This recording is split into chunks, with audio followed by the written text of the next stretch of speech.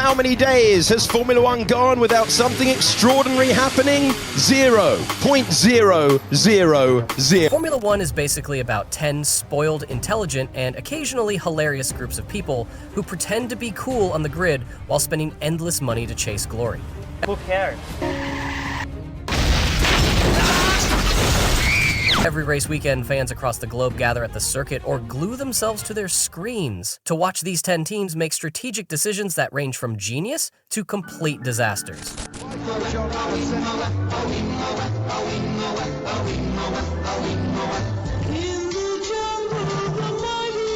I am talking about Ferrari, Red Bull, Mercedes, Alpine, Aston Martin, Haas, Sauber, Red Bull Racing, Williams, and McLaren. Over the years, these 10 teams have risen, fallen, changed their names, and occasionally pulled off the impossible. Like Nico Hülkenberg, somehow scoring Sauber's only points finish in the 2025 season. In this video, I will explain each Formula One team in detail. It includes their history, 2025 season achievements, and some absolutely wild stuff. Like Yuki Tsunoda going an entire season with barely a swear word. If you have... What about that? Is it? I bet newbies will love it, and the veterans will cry out loud in the end. Yeah, I agree with everything. It's good. Ferrari. We should start our list with Ferrari. No matter if we are talking about the glorious part of racing or the disastrous one, Ferrari is everywhere. It has been a part of Formula One from the very beginning, when F1 was not even called Formula One.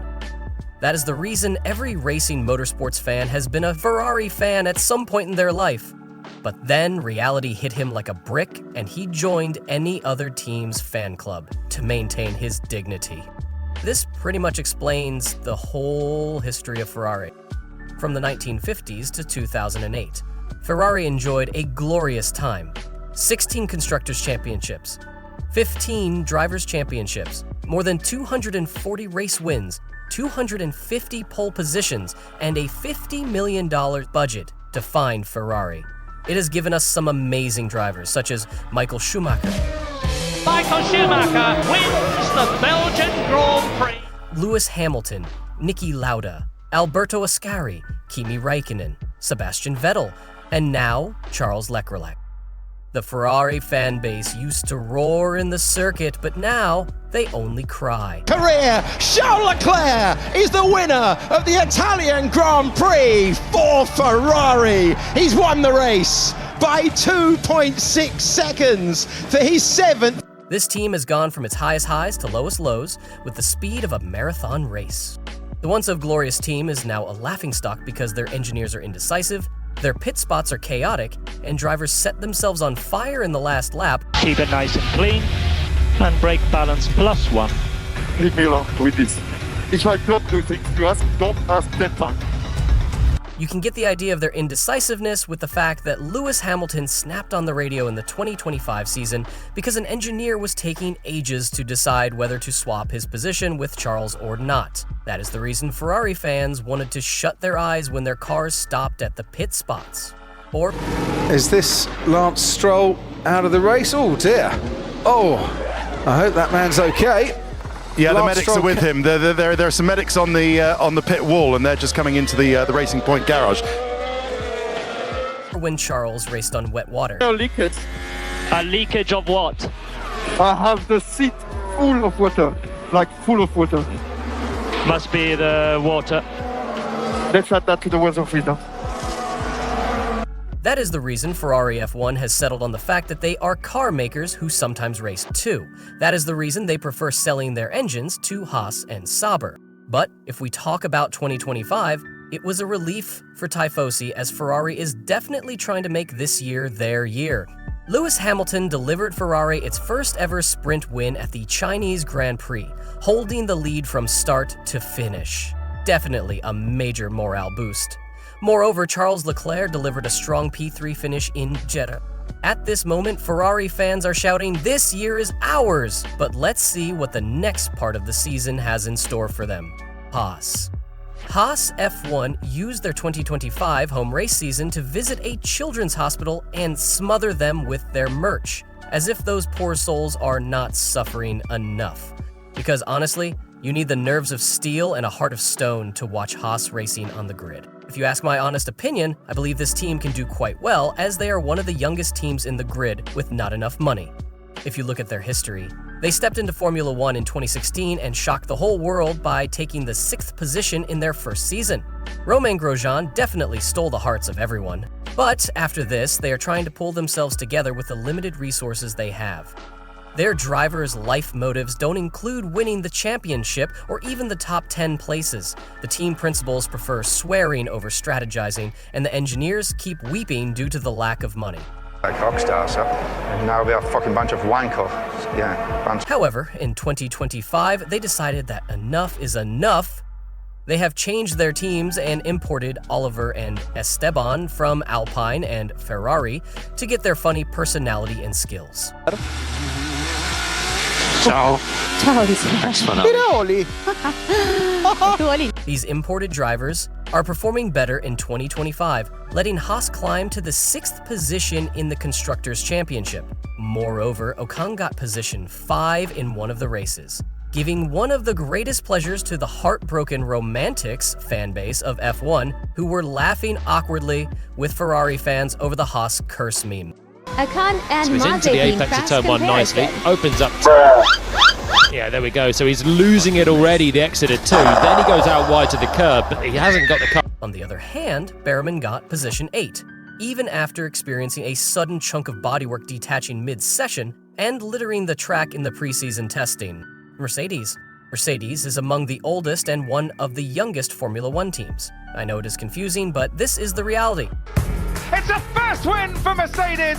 Woo-hoo! World champion!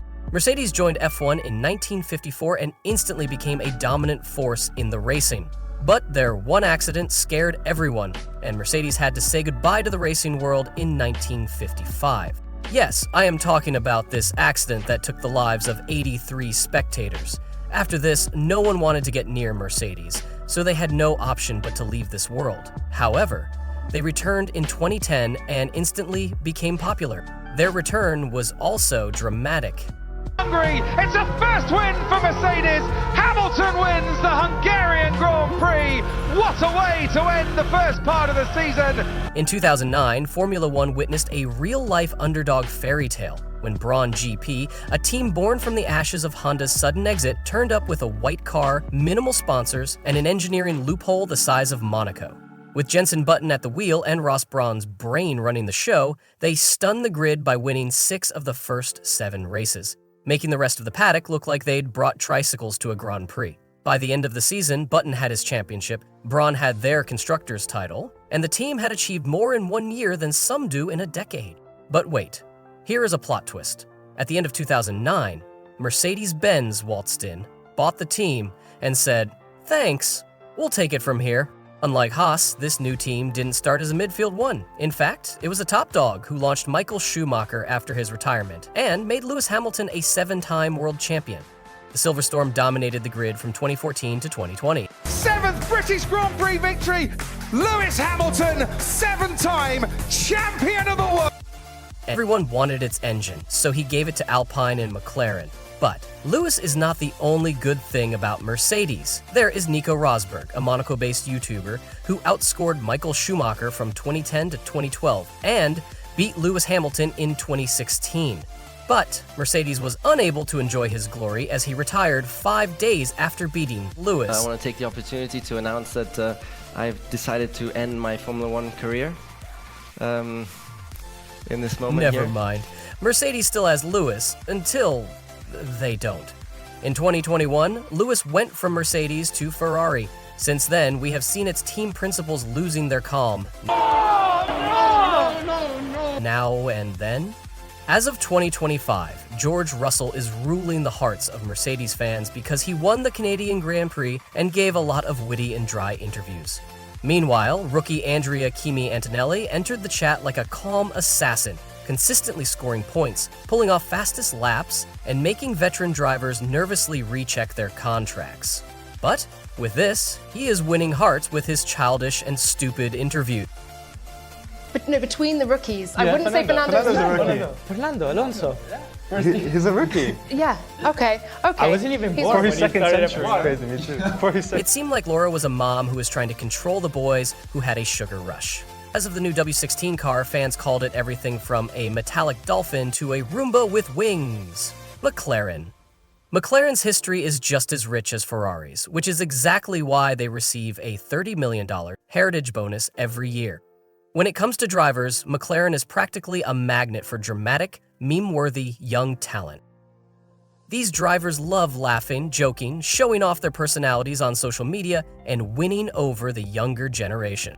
Especially the Lando girlies, who still haven't emotionally recovered from Sochi 2021 and treat Lando like he's a tragic hero in an orange tracksuit. Look how heavy the rain has come down and how much spray is out of the track, and it's now just 4 seconds between Norris and Hamilton. And Hamilton takes the lead of the race as Lando Norris slides off the track. If we talk about the history, McLaren was founded by Bruce McLaren when he was 26. In 1963, he set up a shop in a small shed with the dream of building his own cars. He succeeded in achieving his dream, and we saw McLaren's first Grand Prix win in 1968 with Bruce behind the wheel. Tragically, Bruce died in 1969, never witnessing the powerhouse his team would become. Since then, McLaren dominated the grid and was on everyone's mind in the Senna-Prost era.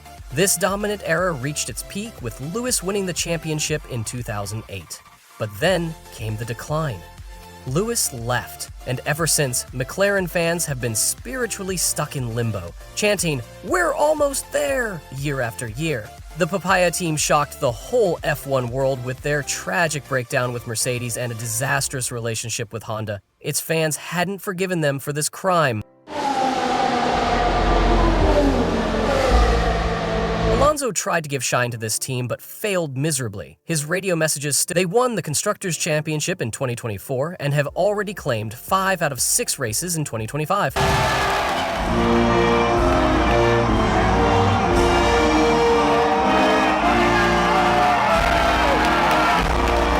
With Lando and Oscar Piastri leading the charge, McLaren is back, and they're winning the hearts of every Gen Z fan along the way.